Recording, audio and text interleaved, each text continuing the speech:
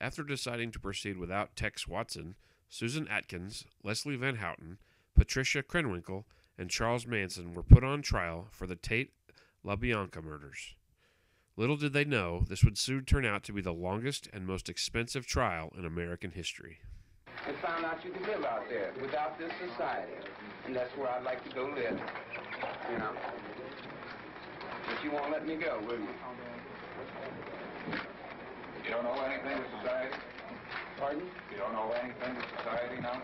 Owe him anything? I've paid him 22 years of my life. You know, I'm the other end of your society. You know, so you can ride your bicycles and do your thing.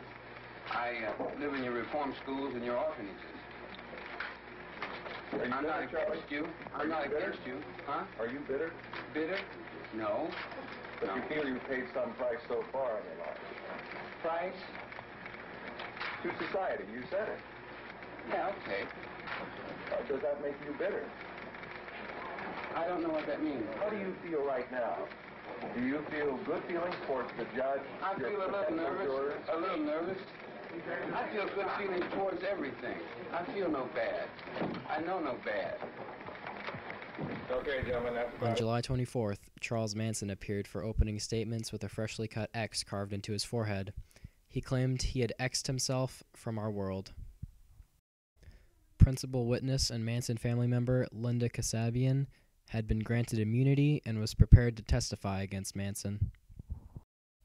Upon seeing Kasabian, Mason's Attorney General, Irving Kanarek, sprang to his feet objecting Linda and claiming she was incompetent and mentally insane. Overruling Kanarek's objection, the judge let her testify. Kasabian told the jury that no family member ever refused an order from Charles Manson. She stated, "We always wanted to do anything and everything for him." Kasabian also offered her account of the night of the LaBianca murders. She testified that she didn't want to go, but went anyways because Charlie asked her and she was afraid to say no. After weeks of the trial had passed, distraction came when Manson held up a newspaper. The front page read, "Manson guilty," Nixon declares. The defense moved for mistrial, but the judge denied the motion after each juror stated under oath that they would not be influenced by the president's decision. Soon after, the prosecutor brought in another family member, Paul Watkins, to testify. Watkins explained the reason behind the murders and clarified Manson's beliefs in the connection between the Beatles' Helter Skelter and the Bible's Book of Revelations. On November 16, 1970, prosecution rested its case. 3 days later, the defense announced they would rest their case without bringing a single witness to the stand. The three women began screaming that they wanted to testify immediately. The attorneys opposed their testimonies, believing they were still under the influence of Manson. They were fearful that the women would claim that they committed the murders of their own free wills, not because of Manson's influence. The judge let them testify anyways. The defense attorneys refused to question their clients, claiming it would be like aiding and abetting in a suicide. The next day, Charles claimed he wanted to testify before the woman could. After testifying, he told all three women that they no longer had to testify. 30 days after the testimonies, Leslie Van Houten's defense attorney, Ronald Hughes, went missing. Hughes was trying to prove that Van Houten's actions were completely controlled by Manson, which leads many to believe that Hughes is ordered murdered by Manson. Manson's defense attorney claimed the female defendant committed the Tate and LaBianca murders out of love of the crime's true mastermind, the absent Tex Watson.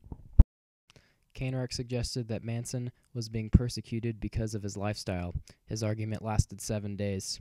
The judge stated it was more of a filibuster than an argument. In the last few weeks of the trial, witness Linda Kasabian's lawyer, Vincent Bugliosi, delivered a powerful closing argument in which he described Charles Manson as the Mephistophelian guru who sent out from the fires of hell at Span Ranch 3 heartless, bloodthirsty robots, and unfortunately for him, 1 human being, the little hippie girl, Linda Kasabian.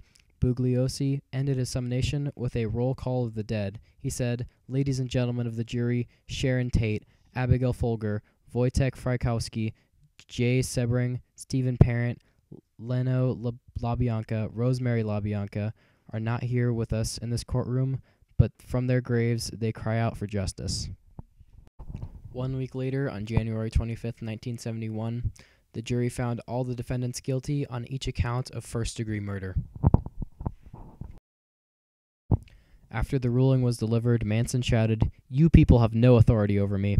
Patricia Krenwinkel declared, "You have judged yourself," Susan Atkins said. "Better lock your doors and watch your own kids." And Leslie Van Houten claimed, "The whole system is a game." They were soon sentenced to death on March 29, 1971.